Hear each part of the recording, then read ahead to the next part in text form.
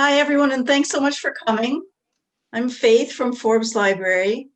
I'd like to begin this event by acknowledging that Forbes Library stands on Nonotuck land. Our guest speakers from Easthampton High School are joining us from Nipmuc and Pecumtuck land. And I'd also like to acknowledge our neighboring Indigenous nations, the Nipmuc and the Wampanoag to the east, the Mohegan and Pequot to the south, the Mohican to the west, and the Abenaki to the north, which includes Vermont, where our moderator resides. This program is funded in part by Mass Humanities, which receives support from the Massachusetts Cultural Council and is an affiliate of the National Endowment for the Humanities.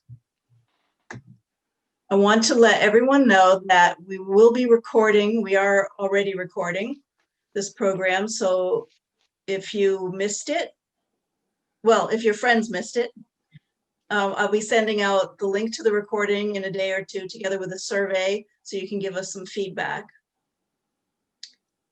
If you have questions, you can put them in the chat at any time, and our presenters will be answering them at the end. So without further ado, I'll introduce our moderator. This is the last program in the Right to Vote Past, Present, and Future series, and our project scholar for the year has been Kathleen Banks Nutter. Kathleen was, until 2019, accessioning archivist for special collections at Smith College. Since earning her MA and Ph.D. in women's labor history at the University of Massachusetts Amherst, Dr. Nutter has taught at Smith and other area colleges and held an appointment as lecturer in the history department at Stony Brook University from 2004 to 2011. She is the author of The Necessity of Organization, Mary Kenny O'Sullivan and Trade Unionism for Women, 1892 to 1912, and several articles, including most recently, You Know Where I Stand, Louise Day Hicks and the Politics of Race, Class, and Gender, in Suffrage at 100, Women in American Politics Since 1920, edited by Stacy Taranto and Leandra Zarnow, and published this year by Johns Hopkins University Press. Kathleen. Hello, and thank you, Faith, for that introduction. Basically, I am just so proud to be moderating, well, this whole series, but this final panel in particular. This, as Faith said, this is a 4-part series on the right to vote. And tonight, we're really looking to the future, as we should be at this moment in time, I think. And I also want to give a big thanks to the sponsorship of Mass Humanities, and even, well, just as much of a big thank you to all the incredible folks at Forbes Library for making this happen. It's been a joy working with you. So far, we've covered the fight for women's suffrage in the US, which culminated with the passage of the 19th Amendment in 1920. And then we looked at the long struggle for the right to vote for people of color. Despite passage of the 15th Amendment in 1870, which guaranteed the right of Black men to vote, it took the long civil rights movement and passage of the Voting Rights Act in 1965 to finally achieve voting rights for all Americans. But as we discussed in our third panel last month, the barriers to voting have increased, especially in recent years, and especially since the 2013 Supreme Court decision in Shelby County versus Holder, which undid much of the previous decades of voting reforms. And today there's a growing movement to address what some see as one of those barriers for some. That's the voting age requirement, which remains at 18 years of age. Young activists across the country are organizing to demand that the age be lowered to 16 for a number of reasons, some of which we will hear tonight. But it's relatively not that long ago that the voting age was lowered from 21 to 18 through the passage of the 26th Amendment, which was proposed by Congress on March 23rd, 1971, and ratified by the required number of states on July 1st, 1971. That's the fastest adoption of any amendment in US history. Faith, if you could put up that first slide for me, please. since I can't talk and whistle at the same time here. Thank you. First proposed in 1941 as the US lowered the draft age to 18 in anticipation of US entry into World War II, lowering the voting age as well had some support, including that of then First Lady Eleanor Roosevelt. The slogan at the time was, "Old enough to fight, old enough to vote." But the movement never really took off. However, it would be taken up again with a far greater urgency with the growing escalation of the far more unpopular war in Vietnam in the 1960s. As the anti-war movement swelled, many of those opposed to the war also chanted once again, "Old enough to fight, old enough to vote." Can you show us slide 2, please? Thanks. Lowering the voting age to 18 was signed into law by then President Richard Nixon on June 22nd, 1970, as part of an extension of the Voting Rights Act of 1965, but it was immediately challenged in the courts. In the case of Oregon versus Mitchell, the Supreme Court struck down lowering the voting age to 18 for state and local elections, but not for federal elections. Some feared this would lead to chaos and confusion at the polls, as Senator Birch Bayh of Indiana put it, and it was he who drafted a proposed constitutional amendment. On March 10th, 1970, the Senate approved it 94-0. And less than 2 weeks later, the House also approved the proposed amendment by a vote of 401-19. And what would be the 26th Amendment then sped through the states, as I already noted. And now back to tonight's panel. I first want to introduce Kelley Brown, and then she'll tell us a little bit about We the People competitions, and then I will introduce the students joining us here tonight. So Kelley, she is a government and history teacher at Easthampton High School, where she teaches a course called We the People, the Citizen and the Constitution. In 8 years of competition, her students have won 4 state championships and 1 national title in the Center for Civic Education's We the People competitions. Each year, her students work closely with community volunteers, local and state politicians, and alums of the course to learn about their government and community. So Kelley, if you could say a few words about the program and your amazing students. Sure. Welcome, everyone. As Kathleen said, my name is Kelley Brown, and I teach at Easthampton High School, where I've been for the last 20 years. And these fabulous people who you're going to hear from tonight are my students from last year, actually, but some of them continue to help me out and work with the We the People program, which is why it's such a cool program. So as Kathleen mentioned, We the People is actually a course that I teach. It's a civics and government course, which focuses on the US Constitution, all the way from kind of philosophical underpinnings through to modern application.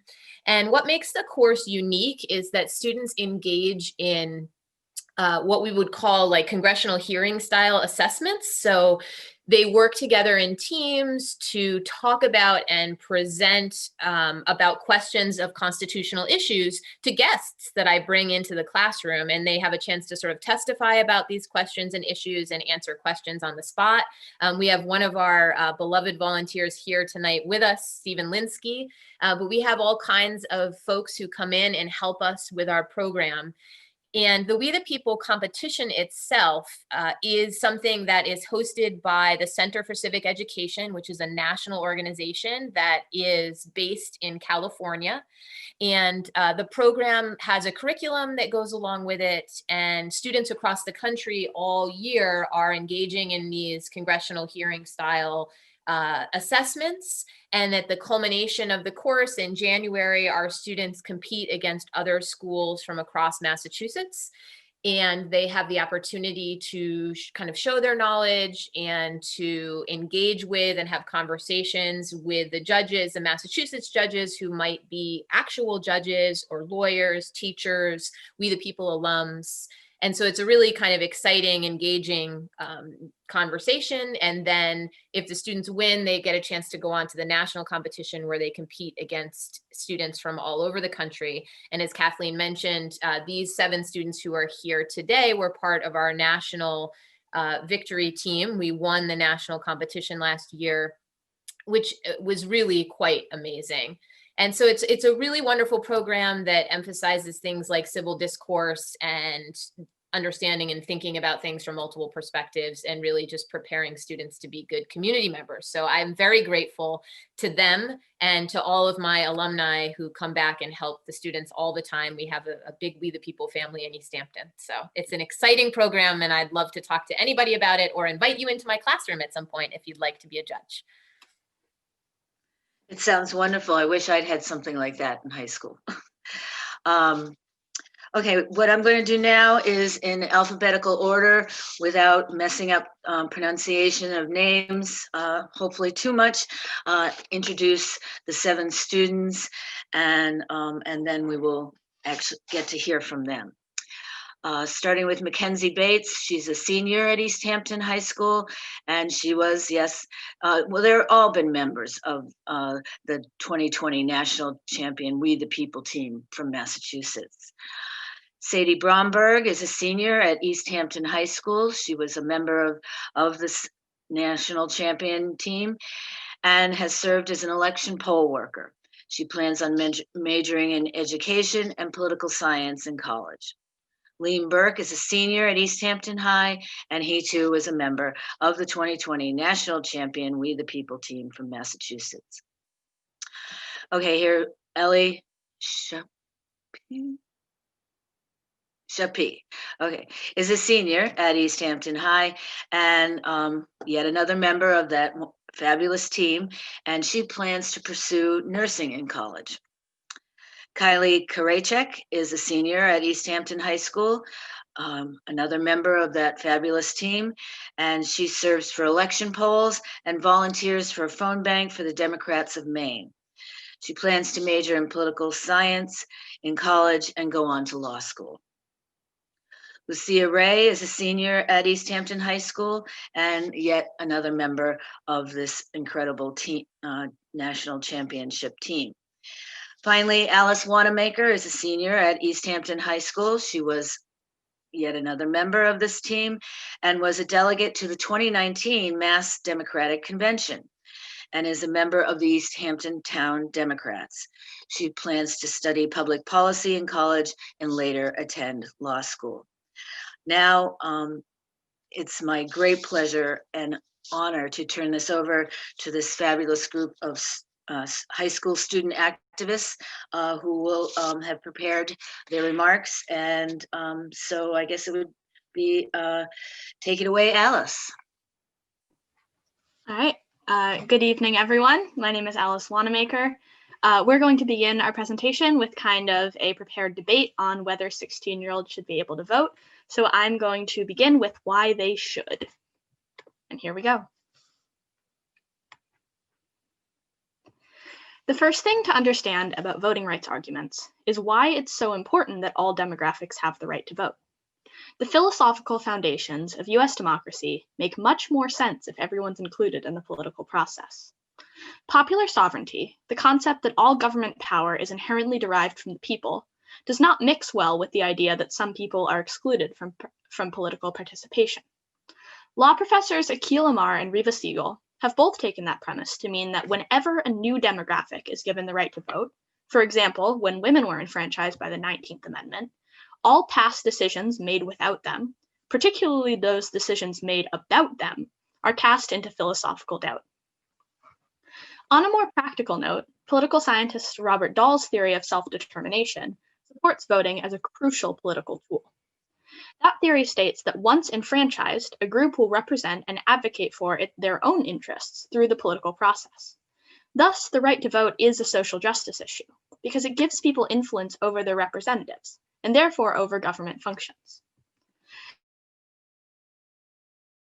The first question to consider is whether young people, as a demographic, need political influence. Do we have unique political interests that have been insufficiently furthered while we've been represented by adults? Modern history will show that yes, we do. Youth-led movements have swept the country in recent years, breaking participation records and dominating news. Two examples of this are March for Our Lives, a campaign supporting stricter gun safety laws following the Parkland school shooting, and the Sunrise Movement focusing on preventing climate change. Both movements show that youth use the other political avenues available to us to further our interests. Protests, particularly school walkouts, are common, and the climate change movement even sued the US government in the case Juliana v. US for failing to protect their lives by not adequately addressing the climate crisis. Yet neither of those movements led to significant policy changes. Self-determination theory argues that if the leading demographics involved could vote, substantive effects would have been more likely. So young people do have unique interests, notably policy around education and climate change, which affect us significantly. We have unique perspectives. Compared to the general population, we're more likely to support measures decreasing college costs or taking more serious action to address the climate. Data has shown that school districts with older populations are less well-funded than those with younger voters. Overall, evidence suggests that teenagers would benefit from self-determination. A main argument against a younger voting age is that 16-year-olds do not have the intellectual capability required to participate fully in the process because our brains are not fully developed. That is true, but the neuroscience around voting capability doesn't give many justifications for using 16 as the cutoff. Generally, neurological development concludes in the mid-20s, theoretically disqualifying a large portion of the current electorate and putting 18 and 16-year-olds in the same category.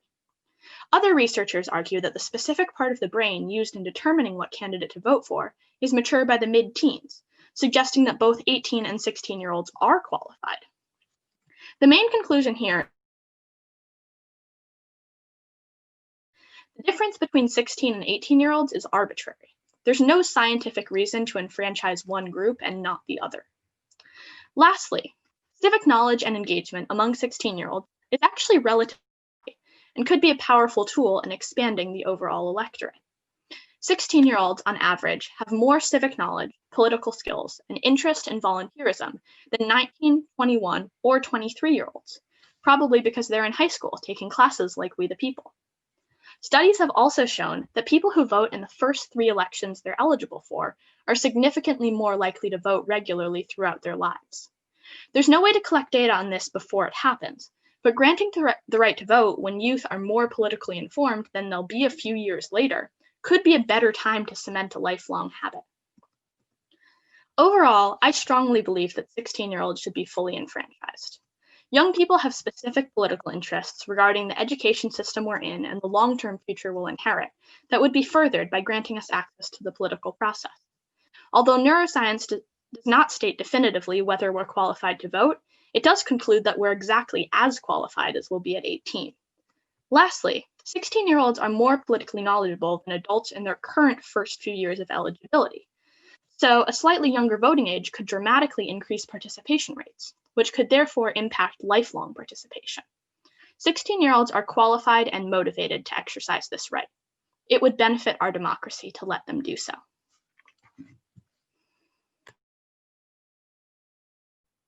Yeah, all right. Excuse me. So the first point that, I'm sorry, I'm coming back from a cold.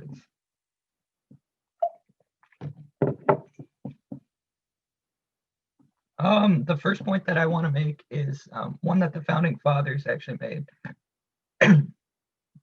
which I know their stance on voting, they got about 95% of that wrong, but I think they got this little 5% correct, and that is that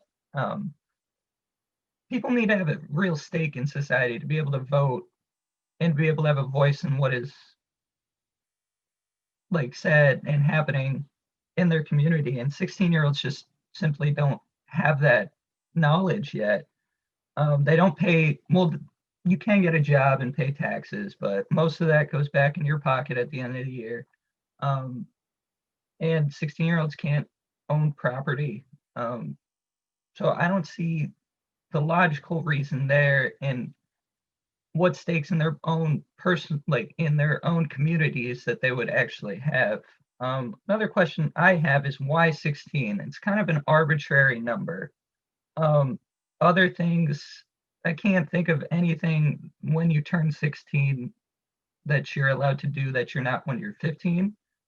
The only thing in Massachusetts is you're allowed to get your learner's permit to drive, but we don't even trust 16-year-olds operating a motor vehicle by themselves at 16. How are we going to trust them to elect our leaders? Other things, you have to be 18 to get a dog even, which, and the last time that the voting age was lowered, it was for a real specific reason, which was that 18-year-olds were going into Germany and Japan and dying, and then that was kind of, they were forcefully going by the draft. And then the Vietnam War came. Then the Vietnam War came along, and that's when you saw the real second wave of lowering the voting age. But there's just no connection there to 16-year-olds being able to vote. There's no real thing. We're not sending 16-year-olds to go die in Iraq currently. And I just don't understand where the age number 16 comes from, because when you turn 18 in the United States, you're legally an adult. One problem that I have with allowing 16-year-olds to vote is the increase in echo chambers, which you see further increased by social media and such. Pretty much every person under the age of like 35 probably goes on social media, and social media platforms have a real great way of only showing what you want to see and not what is actually out there. Such as recently, Fox News was actually sued for things that Tucker Carlson has said. And they argued that no reasonable viewer would believe what Tucker Carlson says, which I think that's funny, but it's also concerning that then we want to throw an easily manipulated group of 16 to 17-year-olds into being allowed, well, you're allowed to form your own political opinions, but being able to act on your political opinions. Also, 18 to 24-year-olds aren't politically active in our society. They have the lowest voter turnout, almost 20%, 25% lower than 65-year-old plus in the 2016 election. And only 32% of 18 to 34-year-olds can name the three branches of the government, along with a poll of 1,000 18 to 24-year-olds. Only 23% can name at least one senator from their home state. And just based off personal experience, yeah, I was in the We the People class, but that's only 20-something kids out of the 120 graduating class that are politically and civically involved.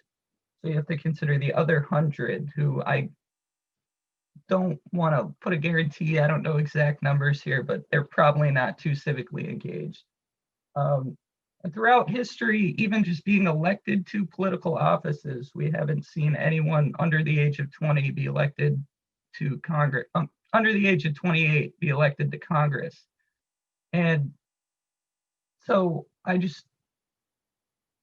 main point here being is that we don't trust people under the age of 28 to help run our country.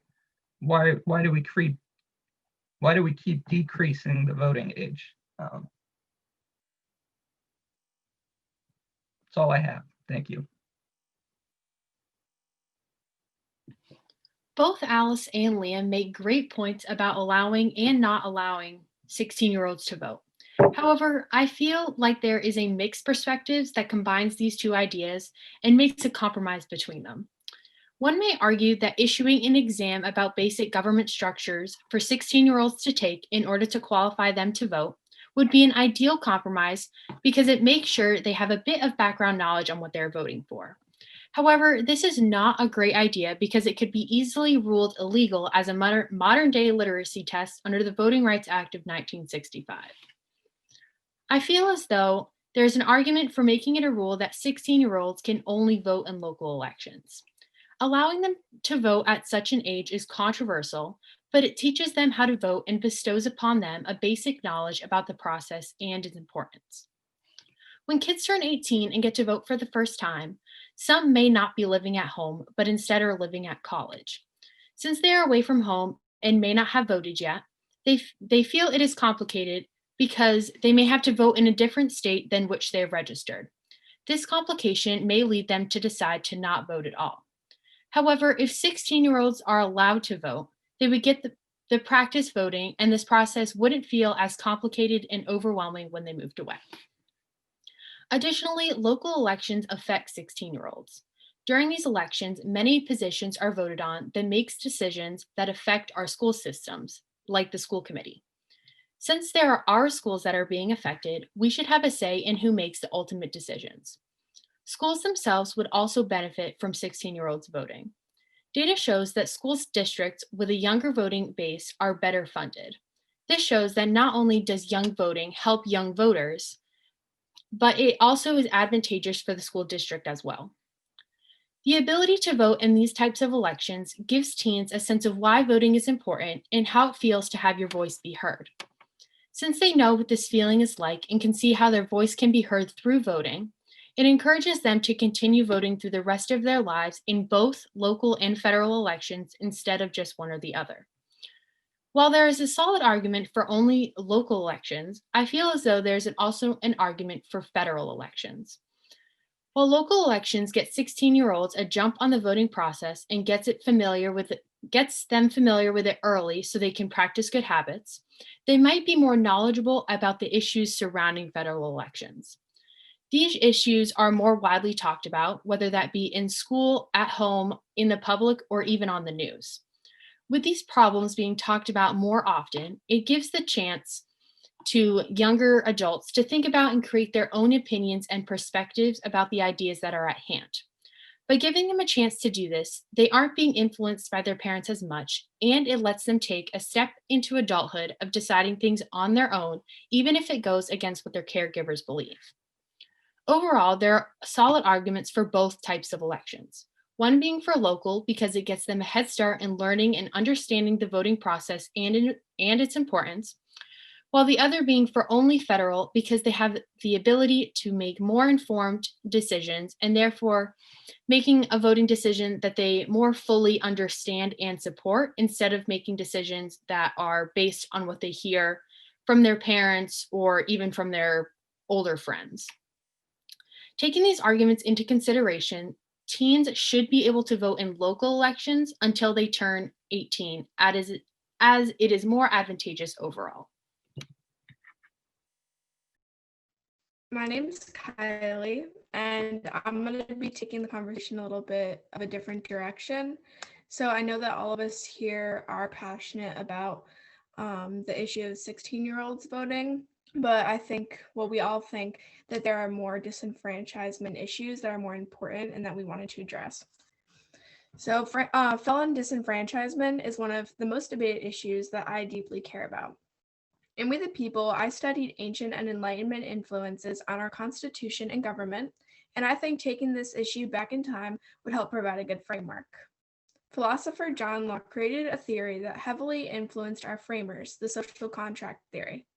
This states that people relinquish some rights to form a society through consent of the government in order for their security and protection of their most fundamental rights. But what happens when citizens violate their social contract by breaking the law? Today and throughout history, they're jailed and their freedoms are taken away, including the right to vote. This seems fair to an extent. If you break the law, why should you have the right to vote? If you break the social contract, why should you be able to vote on who's writing the social contract and how it's going to change? This issue goes deeper than this. What about the felons who serve their time and are free? Why shouldn't they get the right to vote? It would increase voter turnout, and people deserve to vote on issues that affect themselves. This is voter suppression, and it prevents criminals from voting on criminal justice reform so that agendas won't be passed. The first people to speak out about how corrupt the system is are the ones who have faced the system's reality, but their voices and their votes are silenced by the fact that they used to be criminals. Their disenfranchisement is highly influenced by the two-party system. If felons were able to vote, who would they vote for? Most of the time, they vote Democrat. Only 19% of the population in felons in New York are registered Republicans, and over 50% are Democrats, and others are registered as something else. Even the Republican Alabama chairman, Murdy Connors, responded to the question of his support of felon disenfranchisement by saying, "As frank as I can be, we're opposed because felons don't tend to vote Republican." This proves that political parties are withholding the right to vote based on statistics of if felons are going to vote against their party, which goes to show that felons deserve the right to vote, and the two-party political system is also a problem in itself. It's important to realize that there are no danger in felons voting. People against it act like they're going to enforce corrupt policy and fill America with crime when that's far from the truth. How can a criminal make America crime-ridden and dangerous by marking Biden or Trump on a ballot or voting for local policy that they agree with? Voting is a basic right, and it is even more dangerous to withhold the right than to expand it. Felon disenfranchisement also has a dark-rooted history. In the past, it was used as a way to disenfranchise Black people, as laws from Jim Crow made it extremely easy for Black people to be jailed and therefore unable to vote on laws that directly harm them. This still continues today with the criminalization of marijuana. Predominantly Black men are charged with felony marijuana counts and are still in jail, and when they get out, they still won't be able to vote. Not only this, but Black Americans are charged much more harshly, more apt to get charged with crimes they didn't commit, and their communities are more heavily policed, resulting in more arrests than are proportional. Felon disenfranchisement was created as a way to silence Black voices and is still being used to do so today. Disenfranchisement should not be used as a punishment for breaking the social contract. Prison should be. I believe that every citizen should be able to vote in jail and out of jail. It will take parties out of holding back the right to vote, increases voter turnout, and works to stop the disproportionate silencing of minorities that felon disenfranchisement was founded on. The right to vote needs to be held as a fundamental right, and we need to follow in the footsteps of states like Florida that allow felons to vote.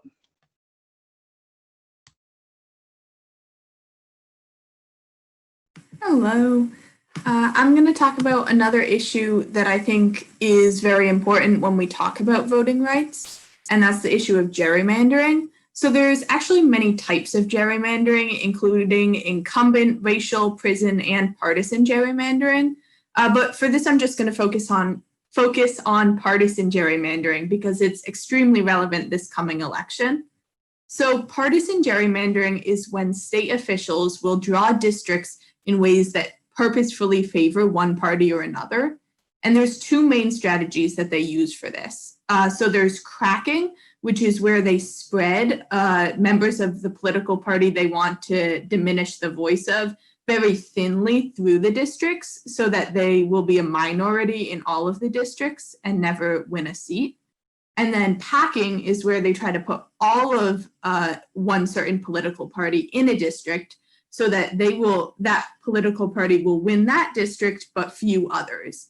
So when these techniques are used in combination, really effective gerrymandering can be done, and it can really distort how votes are represented.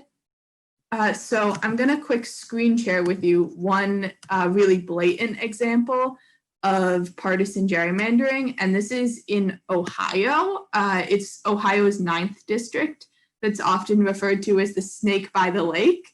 And it's referred to as this because it's a very, very thin, long district that stretches all the way from Toledo, Ohio to the outskirts of Cleveland.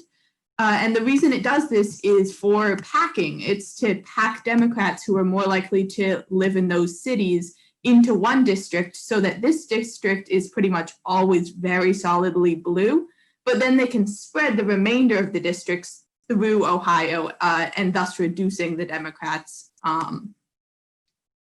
influence.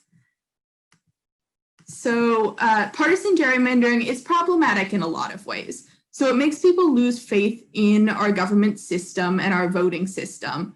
But there's also other things that other effects that it has. So it leads to political extremism, because whenever the general election becomes less competitive and less important than the primary election, political officials have to become more extreme in their views, because primary voters are more likely to be very extreme voters. So when the primary election is the more competitive election, it pushes people towards the extremes.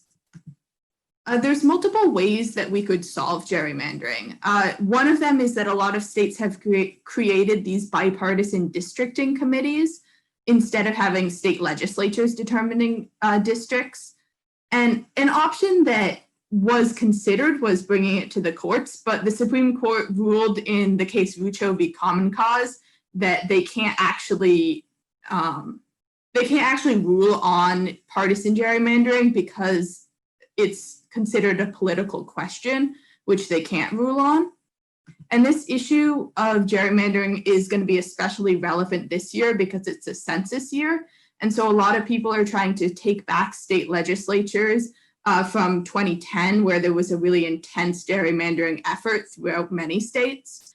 And if enough people can take back state legislatures, they can either redraw the maps more fairly, or they can also choose to opt to have some of these like nonpartisan redistricting committees that can make much more fair districts.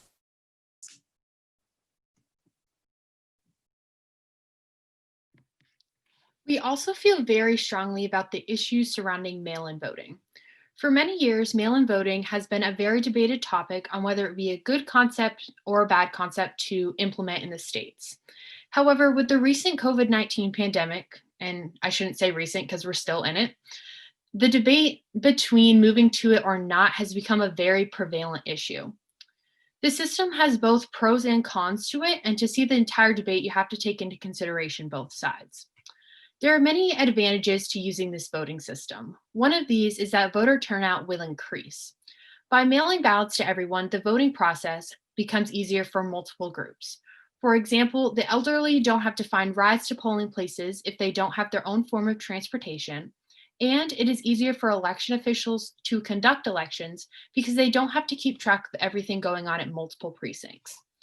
Additionally, voters who work during the day and/or night don't have to worry about getting election day off or finding childcare in order to make it to the polls during voting hours.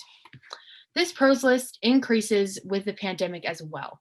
Since COVID-19 is very spreadable and deathly disease, voting through mail keeps everyone safer. Voters don't have to worry about risking their health or the health of their families and loved ones to go to a polling place to cast their ballot. This rings true especially for those who are in the higher risk group for getting seriously sick if they contract the virus, such as the elderly group and the immunocompromised. They shouldn't have to be choosing between their health and casting their ballot and having their voice be heard. However, with these advantages comes disadvantages.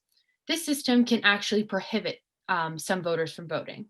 By using the postal system, voters are required to have an address in order to receive a ballot, but not everyone actually does have an address. For example, Native Americans living on reservations don't have street addresses, meaning that they can't receive a ballot if the state decided to only use mail-in voting for an election. Additionally, those who move around a lot or move around the time of an election may not have an updated street address on file with the city clerk's office. If this remains not updated when the time comes for sending out ballots, then voters won't be able to receive a ballot at their current address, and they'll have to work with the city clerk's office in order to be able to vote when it comes time. With this idea of putting your ballot in the mail and trusting someone else to count it, instead of you putting it in the machine yourself and watching it be counted, comes the worry of ballot security. In a normal election, you would be responsible for handling your own ballot and making sure it was counted correctly in the machine. However, with this process of using the postal system, there is now a second party that is responsible for handling your ballot and making sure your vote gets counted. In this case, it would be the US Postal Service. The addition of the second party creates room for manipulation by outside sources or groups for them to try and get a hold of their ballot, putting into question the safety of the ballot after it leaves your hands. This can be seen especially, I know in some places that ballot boxes outside of the like the municipal building, sorry. Some of them are being actually set on fire. So you don't actually know if your vote is being counted or not when you put it in that box. But when you actually go to the voting place, you're seeing it be counted into the machine and everything is set to go. While there are all of these advantages and disadvantages to this process for our elections, each state needs to make a decision that is best for them and their voters. For example, Florida has about 14 million registered voters, while Nebraska only has about 1.2 million. So what works for Florida might not work or be the best process for Nebraska. And this rings true for all 50 states because every state is different. In the end, the decision has to be left to the state, and the voters have to trust that they will make the best decision for the voters.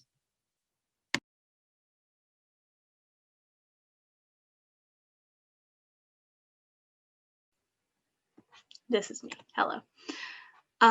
One of the most complicated voting rights issues today is voter ID laws. Currently, 36 states require some form of ID to be presented while voting. There's a great deal of controversy over whether voter ID laws disproportionately affect some racial or economic groups. I would characterize the data in that area as worrisome but inconclusive. I'll get to those specifics in a moment, but my biggest concern regarding voter ID laws is not those effects. It's that evidence suggests that these laws have no positive impact. Voter ID laws are intended to reduce voter fraud, but law professor Justin Levitt estimates that of the over 1 billion votes cast in the US between 2000 and 2012, 31 were fraudulent. In Texas, an 18-month, $1.5 million initiative ended up indicting a total of 13 people, only 7 of whom were found guilty, and none of those 7 instances would have been prevented by a voter ID law. There is no evidence of a voter fraud epidemic in the United States. An immense amount of resources have been put towards finding one, and it hasn't worked. In that context, voter ID laws are worrisome because they do stop some people from voting.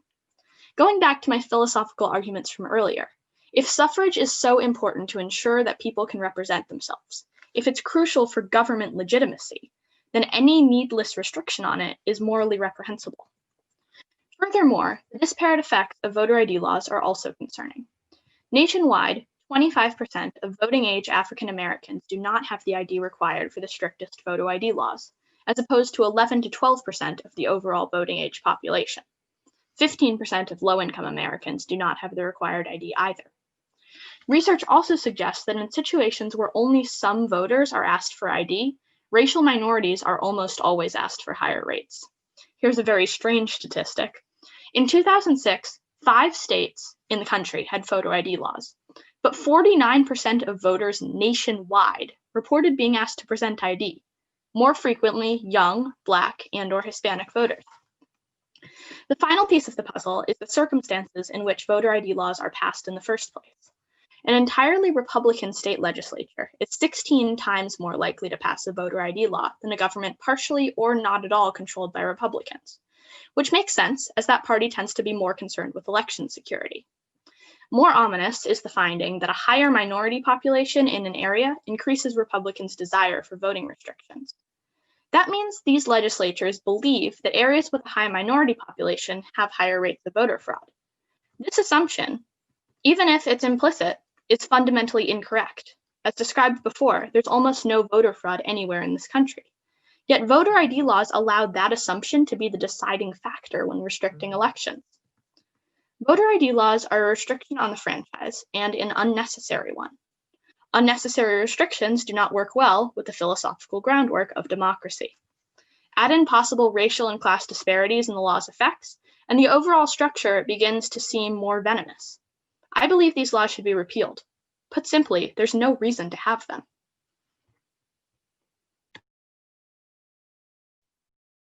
Another issue with voting rights reemerged after Shelby County v. Holder, which was a landmark Supreme Court case in 2013. It overturned Section 4 of the Voting Rights Act, which laid out a formula to calculate whether there was racial disenfranchisement. Once the formula deemed a state or geographical area guilty, the area would need any new voting laws to be reviewed by the U.S. District Attorney or 3-judge panel. This is called preclearance. Preclearance is outlined in Section 5 of the Voting Rights Act, and it was not overturned. However, Shelby County v. Holder did ultimately undo all of Section 4 and 5's work because it declared the preclearance formula unconstitutional. At the time, there were approximately 9 states that required preclearance, including Georgia, South Carolina, and Alabama. With the overturning of Section 4, the states regained full control and drastic changes began. An example would be in Georgia. Without a way to check Georgia's voting laws, polling places have closed in areas that have disproportionately affected people of color's ability to vote. Long waiting lines have also deterred voters in elections like the one for governor in 2018. And on top of all of that, Georgia is one of a few states that doesn't have paper backups for electronic voting as of 2018. These issues have continued into this year's presidential election, with extremely long lines and broken voting machines. In South Carolina, things are not any better. League of Women's Voters of South Carolina v. Andino is a lawsuit that was recently filed because of South Carolina's refusal to allow minor corrections on absentee voter ballot envelopes, ineffective notice, and the violation of people's right to vote. The suit claims that these failures are going to lead to record numbers of people being disenfranchised. Ultimately, Shelby County v. Holder's decision has affected the lives of thousands of Americans. In Justice Ginsburg's dissent, she argued that, by declaring Section 4 unconstitutional, the majority's opinion makes it impossible to effectively enforce Section 5. America was founded on the ideas that the people being governed have a right to say who governs and how.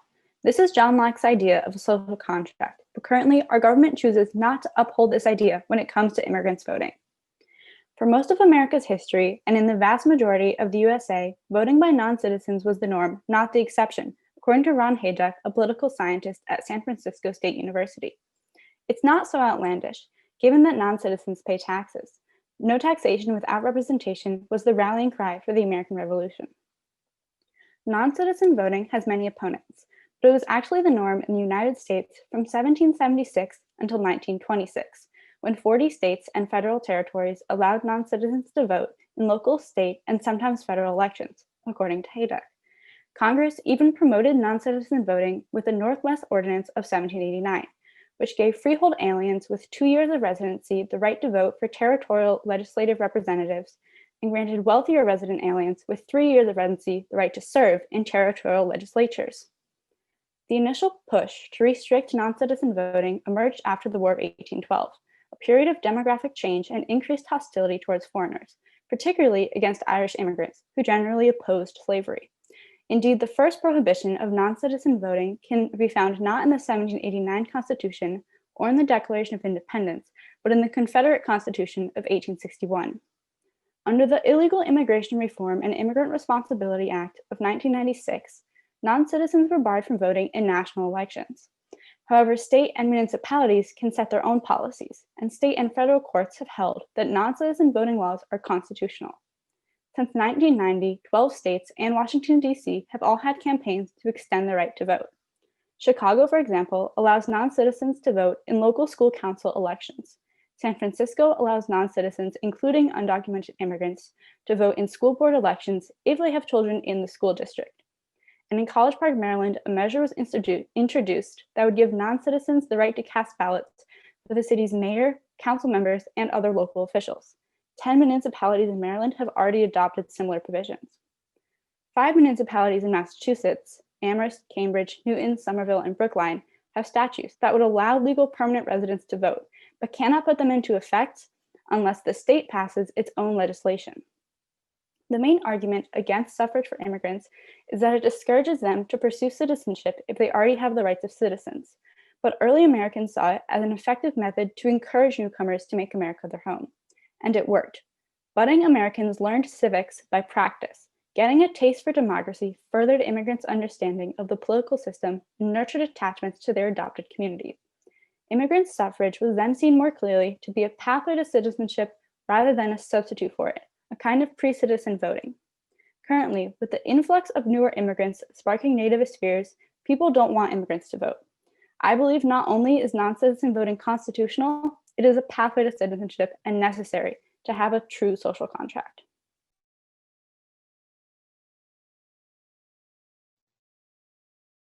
All right, so now I'm going to talk about the Electoral College, which is something that I really care about. So the Electoral College was established in Article 2 of the Constitution. It gives a state a specific number of electors which can decide the election. Political parties create a group of electors, and as voters, we are basically voting for each elector. Most states use a winner-take-all method where whoever wins the popular vote gets the state's electoral votes, but some still don't. The framers feared that the people aren't educated enough to decide the presidential election and wanted a smaller, smarter group to be a safeguard against the people and a balance of the tyranny of the majority. It also ensures that all parts of the country are involved in the election of the president. If it was only based on popular vote, candidates would only go to populated areas and appeal their campaigns to those areas, forgetting about the rural parts of the country. As a young person, I think the framers' fears about the public not being educated enough to decide the president is irrelevant. We have history and civics classes that kids are required to take. Social media and political parties all help the public become educated. Limits on democracy, like Black people not being able to vote and women not being able to vote, have been changed with time as our society changes, which is what the framers intended with the amendment process laid out in Article 5. Therefore, getting rid of and reforming the Electoral College is within our rights and needs to be done. Even though cities and high population states would get most of the campaigning for presidential races, it could appear that states without high populations won't be as included in the candidates' minds, but the same thing is already happening now with swing states because of the Electoral College. For example, Democrats don't worry about states like California, and Republicans don't worry about states like Indiana because they feel like they can always count on their vote, causing them to ignore those states and focus on swing states. For example, President Trump and Hillary Clinton made more than 90% of their campaign stops in states with more electoral votes like Florida, Pennsylvania, Ohio, and North Carolina. This fear of some states being ignored without the Electoral College isn't a valid concern because it's already happening with the Electoral College. Lastly, the Electoral College has ignored the popular vote many times in history, even recently when Hillary Clinton won the popular vote by over 1 million people, but President Trump still won. I think the framers' fear of state representation matters less and less as time goes on, and the elections should be decided by the citizens, not few electors in each state. Getting rid of the Electoral College would also increase voter turnout.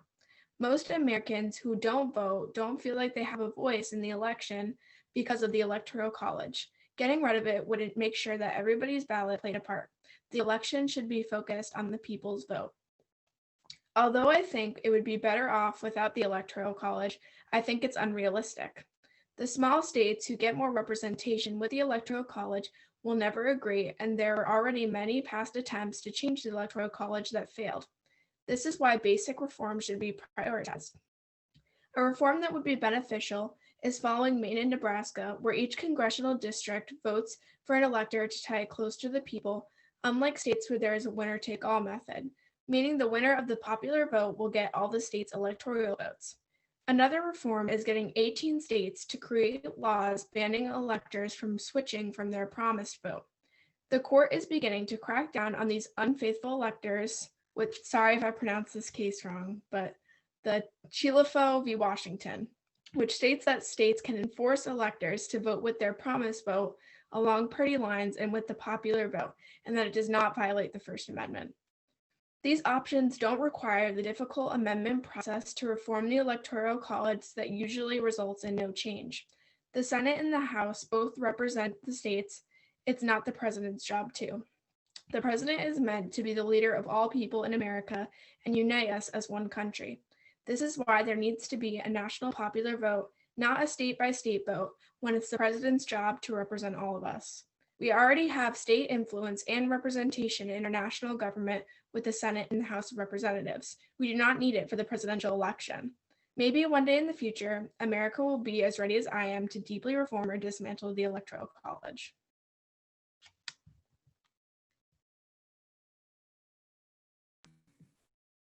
So the last of the specific voting-based issues that we care about, that we're going to talk about tonight, is about our actual voting structure. So the voting structure is important because it determines what people can vote for and how their vote is counted. So one of these structures that we have right now is our primary and our caucus structure. So these are both systems that are used for parties to determine who they want to nominate to run in the general election. And they both have advantages and disadvantages. So primaries tend to bring out the most extreme voters, which means that political officials have to be polarized enough to gain support in the primary. Caucuses also have this same problem, but they have even more. They're less accessible because they usually take a long time, meaning that people who have to work or can't get childcare for their kids often can't attend. One solution that could make our elections more democratic would be to switch to a system like ranked choice voting rather than our first past the post system. This would allow for candidates with similar party platforms to run alongside each other and not take away votes from each other. So this system would support a multi-party system, which I think would be very helpful for increased representation, getting people more engaged in elections and allowing for other views and more moderate views in our party system. And the other effect that ranked choice voting could have would be to allow us to get rid of primaries altogether. So I think that primaries are a fairly inaccessible and polarized part of our democracy. And having a system like ranked choice voting, where you could have two members of the same party running in a general election and ranking them like first and second and not having them steal votes from each other, could solve a lot of the issues and allow us to remove primaries altogether. When looking at why people under 18 should have a right to vote, it's important to look at what topics are most important to them. One of the topics youth voices have been the loudest on is climate change. From Juliana v. US to the Sunrise Movement, young activists have been fighting for our government to turn their attention to the climate crisis and the world's future. Juliana v. US was a court case filed in 2015 by a group of young people represented by a nonprofit named Our Children's Trust. They argued that the American government was violating their right to life and liberty by supporting and allowing activities leading to greenhouse gas emissions. Some defendants from the fossil fuel industry did join, but they quickly backed out after the election of President Donald Trump. While the case was originally ruled in their favor, it did end up being reversed by a Ninth Circuit panel in January of 2020. The panel reversed the original ruling, saying that Our Children's Trust did not have grounds to sue. While Juliana v. US was unsuccessful, it brought more national attention to young people's fight against the climate crisis. The Sunrise Movement is an extremely strong and determined group of people who are fighting for our future. Founded in 2017 in an effort to help proponents of clean energy win midterm elections, they have local sections all over, including here in Northampton.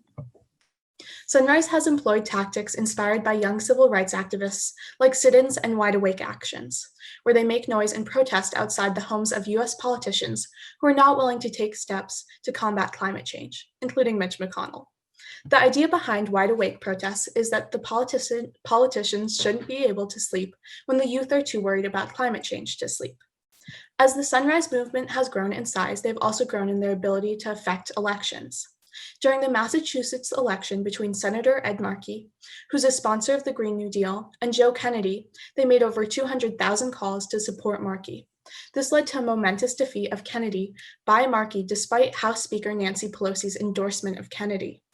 On top of all of that, the Sunrise Movement had volunteers like myself write 100 postcards each to young voters for the upcoming election. They surpassed their goal and ran out of postcards. In total, 653,000 postcards were written and mailed by volunteers to call young voters to action in swing states and support Biden. The Sunrise Movement already has a lot of power in politics, and as more people join, their power is only going to grow. The fight against climate change has only just begun, and these groups aren't going to back down. One issue I care about, and hope others will too, is making Congress more democratic, accessible, and transparent. But because we're running a little late, I'm just going to give my 3 main points and not talk completely about it. So a few things I think would be really great to happen is passing an amendment to overturn Citizens United v. FEC, passing a term limit amendments to provide for members of Congress to have term limits, which would hopefully stop members of Congress from abusing their power and ignoring the will of the people, and also pass introducing ranked choice voting, which is currently question 2 on the Massachusetts ballot.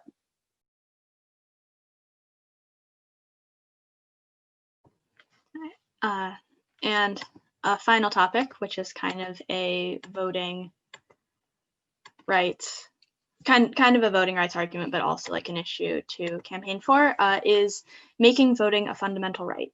So the term fundamental right is a technical doctrine created by the Supreme Court to review government actions. If the government wants to limit someone's fundamental rights, their law or action has to pass a test called the strict scrutiny test. The government must have a compelling state interest for abridging that right, and they must do so in the least restrictive manner possible. So if voting were a fundamental right, judicial review of nearly all the issues we mentioned earlier would follow. It would be challenging to prove a compelling state interest for voter ID laws without any evidence that they prevent voter fraud. Felon disenfranchisement would be called into question, particularly disenfranchisement post-sentence, because if the court believed there was a compelling state interest for disenfranchising felons at all, which is far from certain, a least restrictive manner mandate would likely only include the time a felon spends in prison. Restrictive registration practices, limits on mail-in voting, and many other issues follow. It's impossible to predict exactly what the court would do, but every one of these restrictions would be treated with the skepticism and gravity that a structure as important as the right to vote deserves. All fundamental rights are declared such in a court case, but some are also written in the Constitution, particularly in the Bill of Rights. Current jurisprudence makes it extremely unlikely that voting would be declared a fundamental right without a constitutional foundation, because the courts had a lot of opportunities to do it in recent cases and they just have chosen not to. So if it's going to be a fundamental right, it's going to happen through passing an amendment and then waiting for the court to rule on it. As we've discussed, there's a long list of issues with today's elections that need to be addressed. I just talked about the legal implications of an affirmative right to vote, but another possibility would address the wording on that would be really complicated. Choosing wording for the Constitution is an incredibly technical and complex exercise.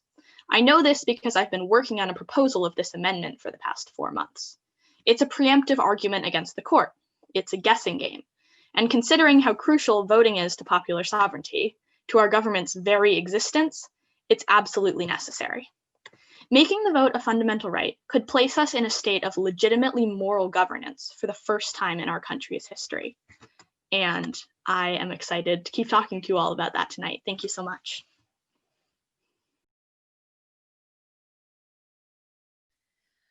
Well, thank you, all of you. It's pretty obvious why you were our national champion. So thank you for this. I don't see any questions in our chat box from folks who are listening and watching, and I would love to see those questions too.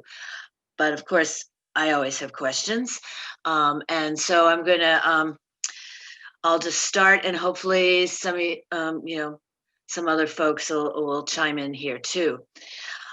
And these questions are to all 7 of you, and I leave it to you to turn your mic on and start talking, and we'll try to take you one at a time, because I'd love to hear from each of you, and we do have a good 20 minutes here. So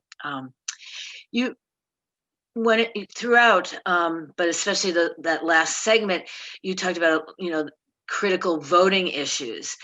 But what I'd like to ask the 7 of you is, what do you think are the 2 or 3 most critical issues, not just connected to voting, but to us as a nation, as a people,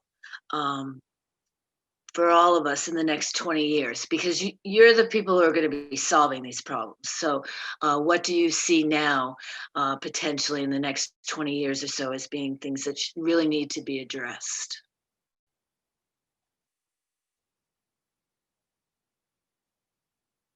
I think first and foremost, one of the most important issues to me, as Lucia was mentioning, is the climate. I think we've now reached a point where we can't really fix it.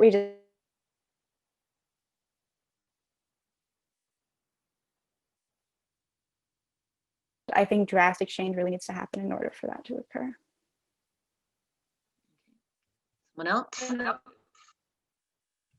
Wait, who said something? Okay. One issue that's really important to me that I really want to see addressed is criminal justice reform. Even when we've had reform in the past, like with like the Reconstruction amendments, there's still loopholes in those amendments that allow for racism in our justice system currently, kind of like how you cannot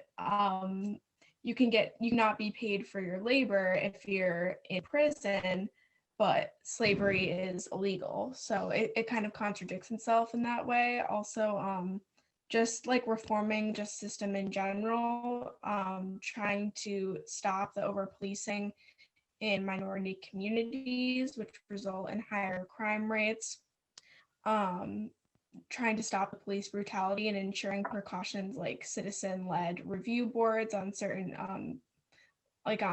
police brutality cases, so that those cases don't just get lost in the system until something worse and worse comes along. And also reforming the immunity that police officers get in certain cases, where, like in Trayvon Martin's killing, his officer was never charged because he had immunity when his actions were completely wrong and he deserved to go to jail for it. Going off more of what Kylie was saying, I think also on that same front, we need to have massive budget cuts of police departments, and we need to demilitarize police departments. I don't think that police departments should be being able to buy like military equipment at much cheaper prices, which they then have.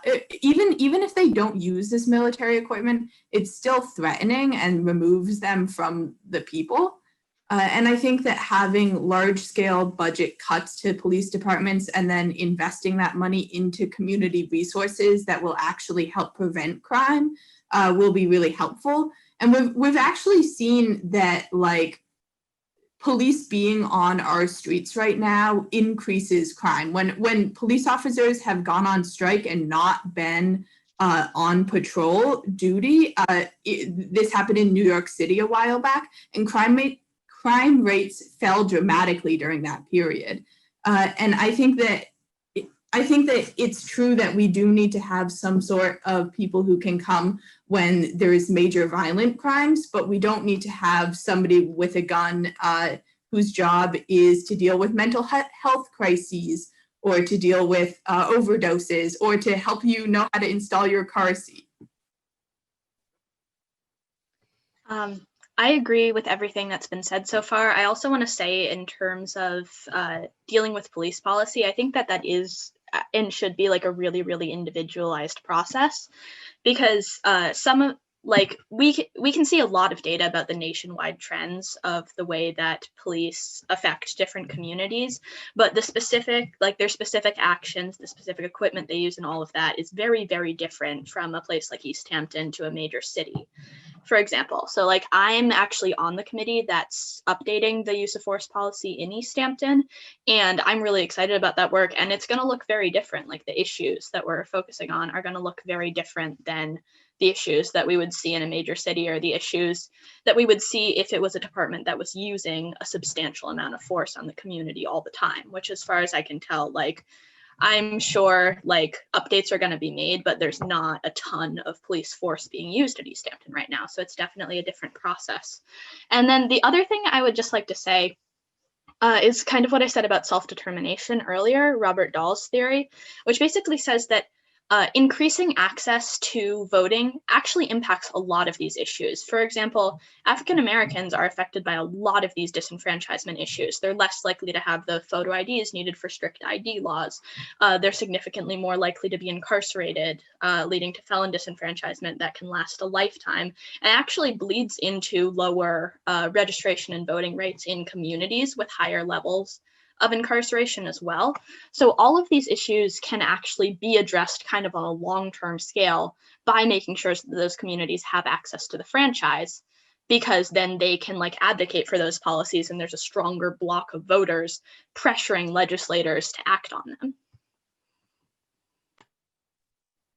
Something I'd really like to see in the future is the ERA, because the House has passed a resolution to dismiss the sunset clause that was put on the ERA. The sunset clause basically made a time limit for states to ratify it, and we missed that time limit, but we do have enough states ratifying it. So if the Senate became more liberal, we would be able to have the Senate approve that resolution and the ERA would be actually ratified officially.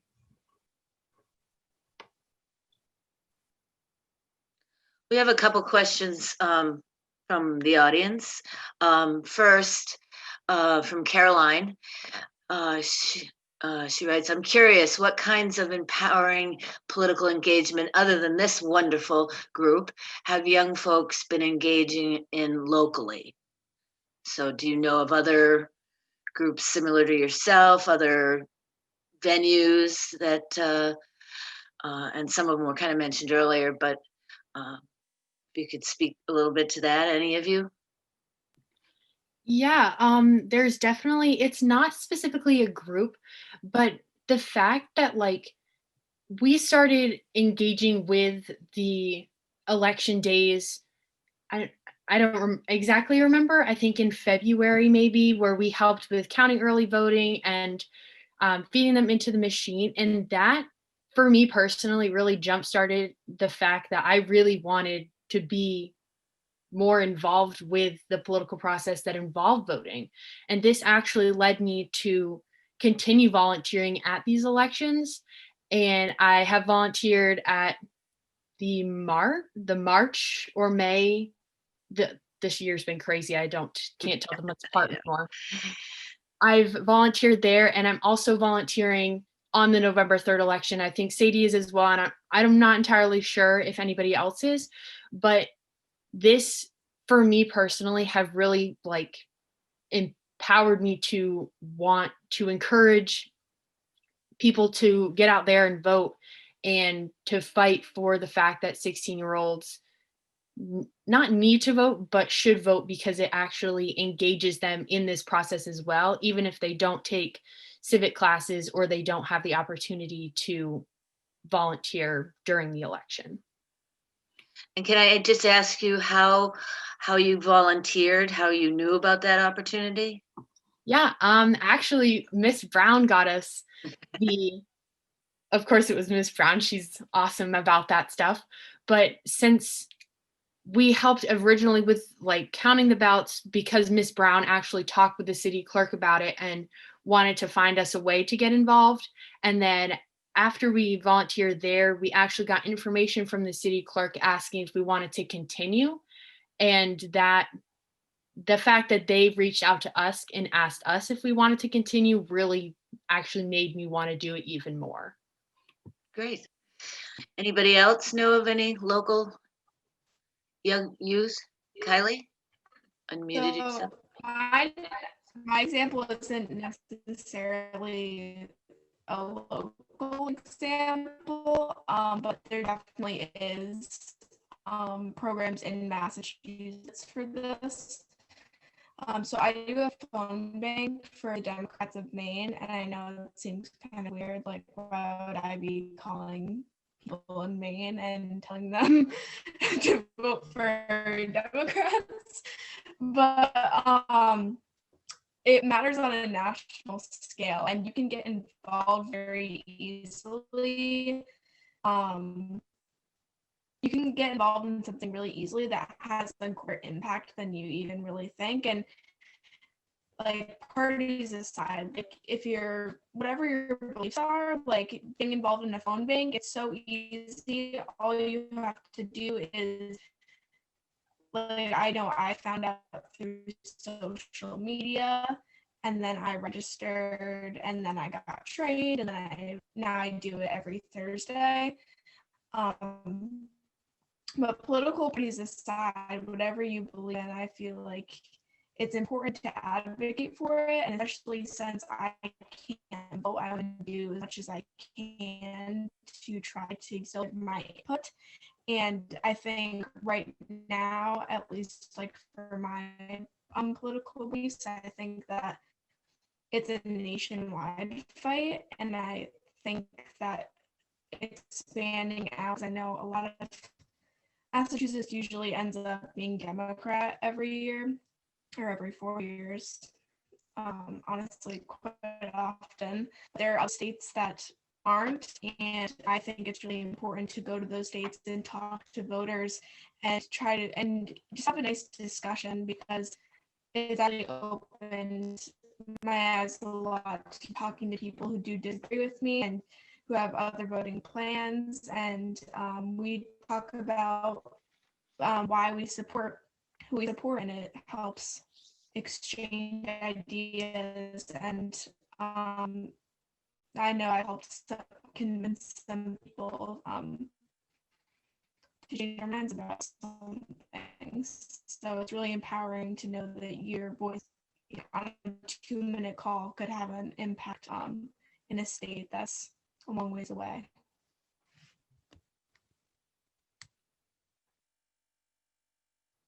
Okay. Well, we have another question from Faith, actually, one of our co-hosts here. You talked a lot about tonight about people who don't have the right to vote or the full right.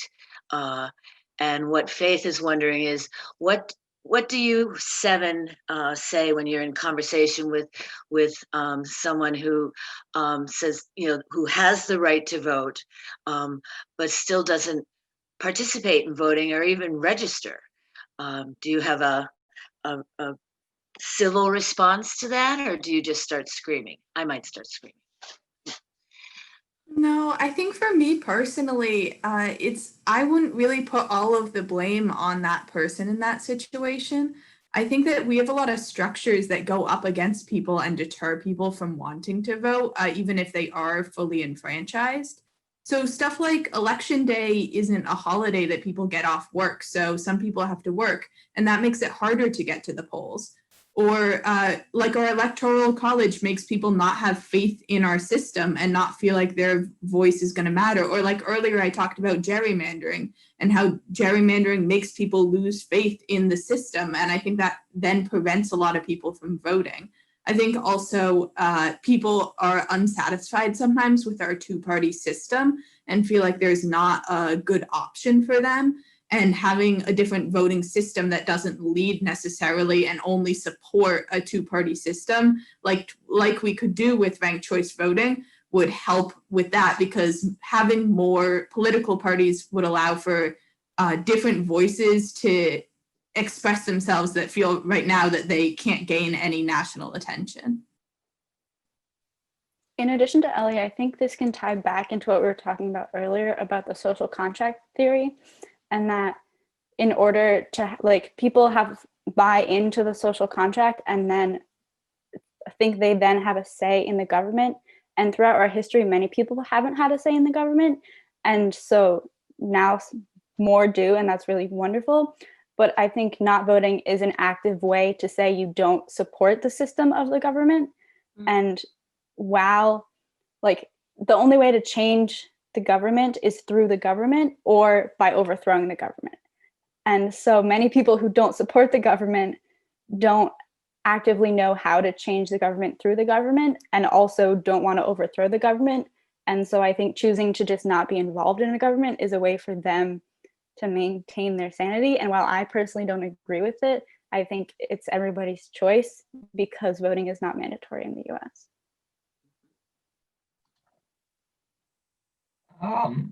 One time I asked my dad why he votes, he told me he never missed an election.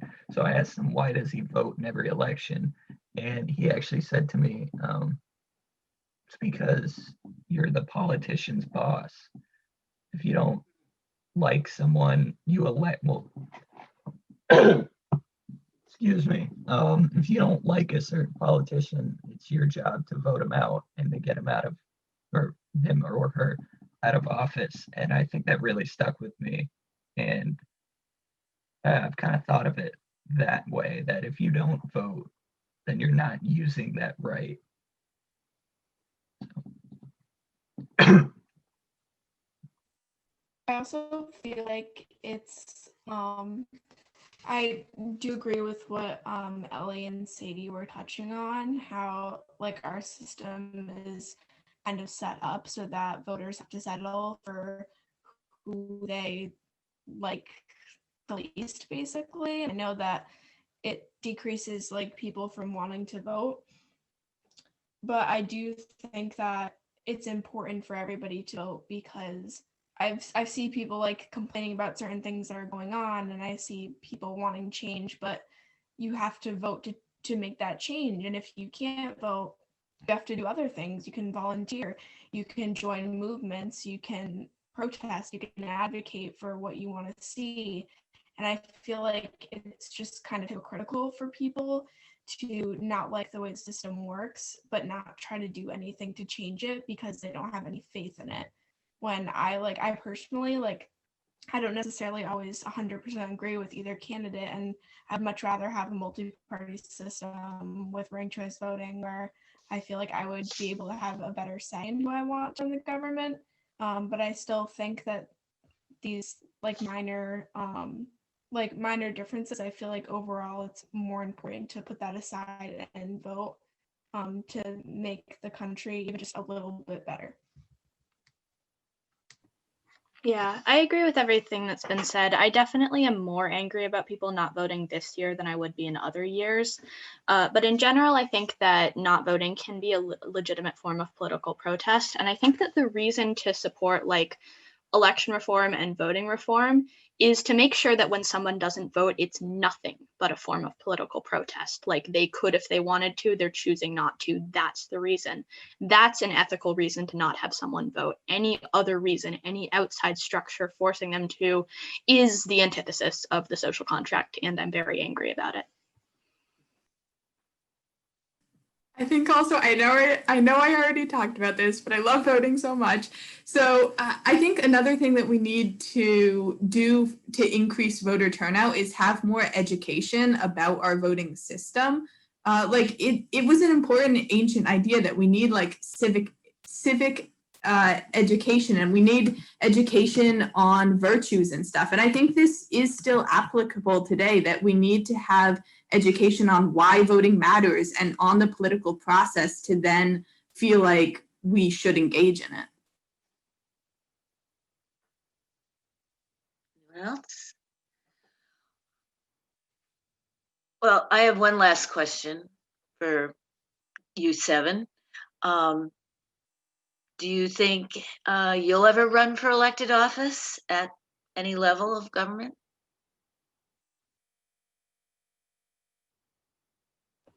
Yep.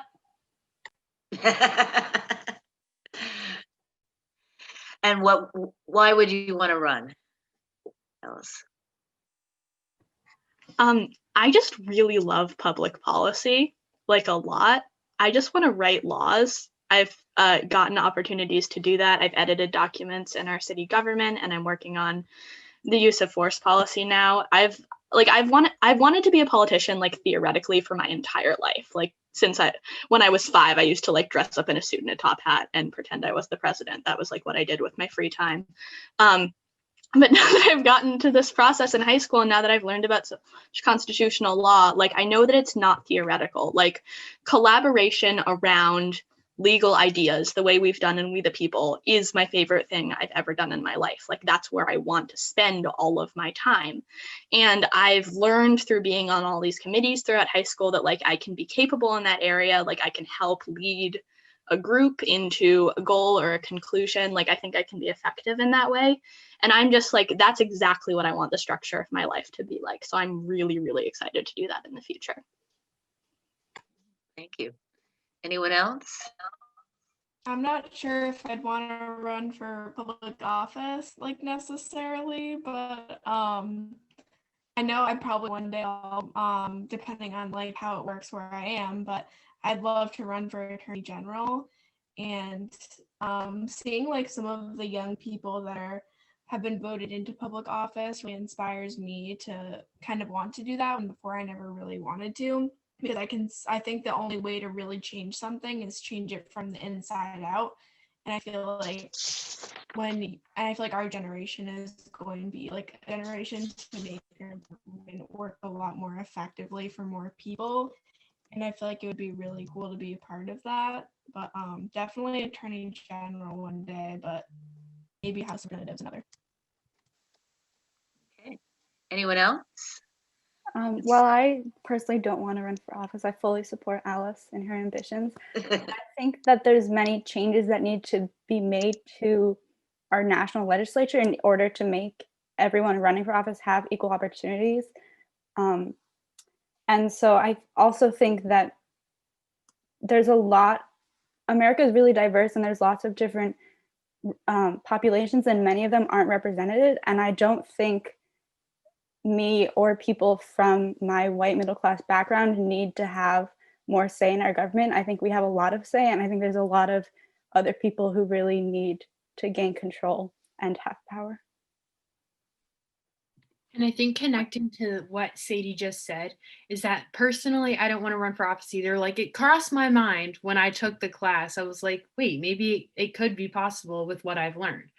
But I think connecting to what Sadie said, like, I feel like I would be better suited encouraging people from lower classes or the most disadvantaged who's had to fight for more, encourage them and see how that could be possible for them instead of more people like us in office making decisions, even if we haven't been in the same situations that they've been in, face the same hardships.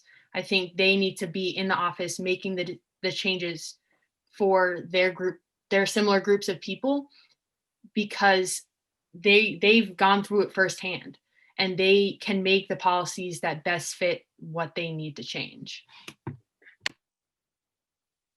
Okay, well, I'm almost speechless, and that rarely happens. If anyone who knows me would tell you, you guys are amazing, and give me hope for the future. So thank you so much for this panel, and I'm going to turn it back to Faith. The whole series has been, I've been so proud and happy to be a part of it, and I'm really happy that we ended with this panel here tonight. So Faith, back to you. Thank you everyone for coming. Thank you so much to our brilliant and well-informed and articulate speakers, Mackenzie Bates, Sadie Bromberg, Liam Burke, Ellie Chappuis, Kylie Korachek, Lucia Rea, and Alice Wanamaker, and their teacher, Kelley Brown, and our moderator, Kathleen Banks Nutter. This has been fantastic. It's the best of all 4 programs that we had, and you won't be surprised to hear the youngest presenters. So keep an eye out in your inbox for the video and the survey. And go vote if you haven't yet. Thank you for inviting us to be here tonight. It was really fabulous to hear these young people and the ideas they generated. So thank you for having us. Go vote. Not voting can be a legitimate form of political protest, but not right now.